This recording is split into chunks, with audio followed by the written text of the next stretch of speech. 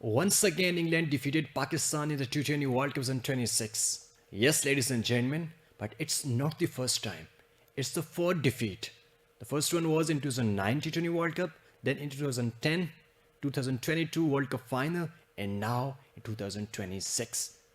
Let's talk through about the yesterday's match. So, starting from the first innings, Pakistan won the toss, elected to bat first. Saim Ayub and उनके साथ आते हैं साइब ज़रा Farhan. I don't know what happened to Saim Ayub. Because आप देखें जितने भी उनके एनालिसिस आप कर लें, आजकल डेटा एनालिस्ट मौजूद हैं जो बॉल उनसे अवे जा रही होती है, ही स्ट्रगलिंग.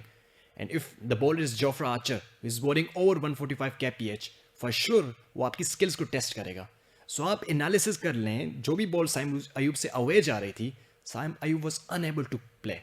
वो अवे बन जाने वाली बॉल को क्रॉस मार रहे थे. इट वॉज, मेरी समझ से तो ये बायर था. तो वही हुआ जिसकी वजह से जो है वो अपनी विकेट दे बैठे. देन हमारे आते हैं कैप्टन आगा साहब.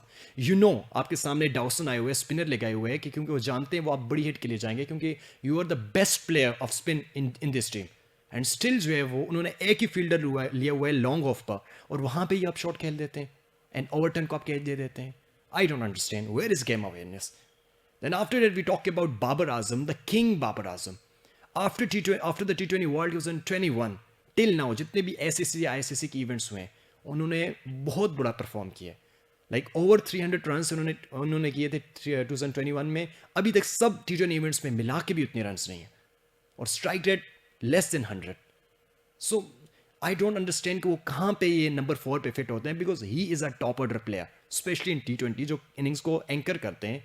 एंड आपको पता है he is good at fast bowling. वो कट अच्छी मार लेते हैं, वो ड्राइव अच्छा खेल लेते हैं, लेकिन स्टिल आप उनको स्पिनर के खिलाफ टेस्ट कर रहे हैं. और वही हुआ कि आदिल रशीद पर उनको, he plays like over 10 years, he is playing over 10 years, he has been playing, और अभी तक उनको ये नहीं पता कि how to read a googly by hand. Like हाथ से उनको आदिल रशीद की गूगली नहीं समझ आ रही थी. सो पता नहीं वहाँ पे कैसे फिट हो रहे हैं, कोई इंप्रूवमेंट नहीं. Then we talk about Shadab Khan, Mohammad Nawaz. Look, if you have Mohammad Nawaz and Shadab, they are playing together. How? Like you have T20I का बेस्ट स्पिनर्स नंबर 2 रैंकिंग में इंटरनेशनल, वो आपका नहीं खेल रहा, Abrar Ahmad.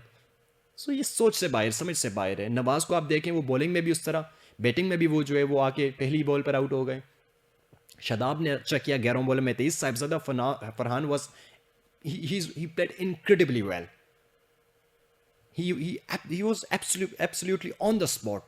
He scored 63 runs, और लग रहा था कि वही जो एक प्लेयर है वो बड़े बड़े बॉलर्स को डोमिनेट कर रहे हैं, चाहे वो आदिल रशीद हों, चाहे वो जोफ्रा आर्चर हों. ही वाज टेकिंग रिस्क, जो कि ये मॉडर्न T20 की डिमांड है. लेकिन इट डजंट मीन कि आप स्टॉकिंग करते चाहे. देन भी उस्मान खान वो आए, और सभी जो है वो सारा परफॉर्म नहीं कर पाए. फ़खर जमान एक अच्छा इंक्लूजन थी. अभी इनसे क्वेश्चन ये है कि why he was not playing in the group stages. Why? आप देखें वो आके उन्होंने 25 रन किए 16 बॉल्स पर. तो यहाँ पे क्वेश्चन रेज होता है. सो पाकिस्तान 164 उन्होंने बनाया, बड़ी अच्छी बॉलिंग की. जोफ्रा आर्चर ने, लियम डॉसन ने 3 विकेट्स हासिल की, और आर्चर और ओवरटन ने 2 विकेट्स हासिल की. Poor fielding by England as well, वरना ये 150 से ऊपर ना जाता. बैथल जो उनके टॉप फील्डर, उनसे 2 चौके गए. So it's a question mark on the fielding as well, वरना इंग्लैंड की फील्डिंग काफ़ी अच्छी होती है. 165 was a target. I was believing कि पाकिस्तान के पास अच्छी बॉलिंग मौजूद है, they will defend it. What happened? Shaheen Shah Afridi, जिन पे सब डाउट कर रहे थे, मैं भी क्वेश्चन रेज कर रहा था, क्योंकि he was not performing well, for many matches. So आज उन्होंने क्या किया, वो जैसे ही आए, what he did, सिर्फ उन्होंने एक चीज़ किया, उन्होंने लेंथ जो है वो अपनी बैक की पीछे गुड लेंथ पे बॉल की, उस एरिया को हिट किया, डिसिप्लिन के साथ बॉलिंग की, और लाइन और लेंथ बेहतर करने की वजह से, जिसकी वजह से वो और इंप्रूव हुए. और ये हुआ कि उनको 4 विकेट्स मिली. पावर प्ले में 3 विकेट्स लेना, the first Jos Buttler, Salt, Bethell, 3 ये विकेट्स, एंड देन एंड में आगे Harry Brook. It's not easy. So if you believe in your self, you are consistent, for sure you can do anything. और वही बात उन्होंने एक learning process जो इसको कंटिन्यू किया. Then after that I don't understand, 5 over अच्छे जा रहे थे, उसके बाद आपने डायरेक्ट जो है वो नवाज को ले आया, वो बॉलर जिस पे आपको बिलीव नहीं था इतने सारे मैचेस में, एंड नाउ उसको आप लेके आ रहे हैं, और उसने डायरेक्ट एक 17-18 रन का ओवर दिया, और पावर प्ले में आपके 4 में 54 हो गए. आई डोंट अंडरस्टैंड, ये कैप्टन की फिलॉसफी मेरे दिमाग में तो नहीं आ रही. देन आप देखें उसके बाद आपने उस्मान तारिक को 8वां ओवर करने के लिए लाया, he gave just 5 run and took got man wicket. और वहां से आप देखें Banton, he is incredible player. वहाँ से आप देखें कि क्या हुआ, उसको आपने उधर से ही हटा दिया, फिर आप डायरेक्ट जो है वो साइम शादाब को ले आए, 9 रन पड़े, फिर साइम को ले आए 10 रन पड़े, फिर शादाब को ले आए 17 रन, 3 ओवर में आपने 36 रन दिए, वहाँ पे मोमेंटम आपसे चला गया, एंड देन आप उसको लेके आ रहे हैं दोबारा उस्मान तारिक को बाद में। The question is this defensive mindset, this approach कहाँ से आई? Mike Hesson, what are you doing? Have you ever played cricket in your life?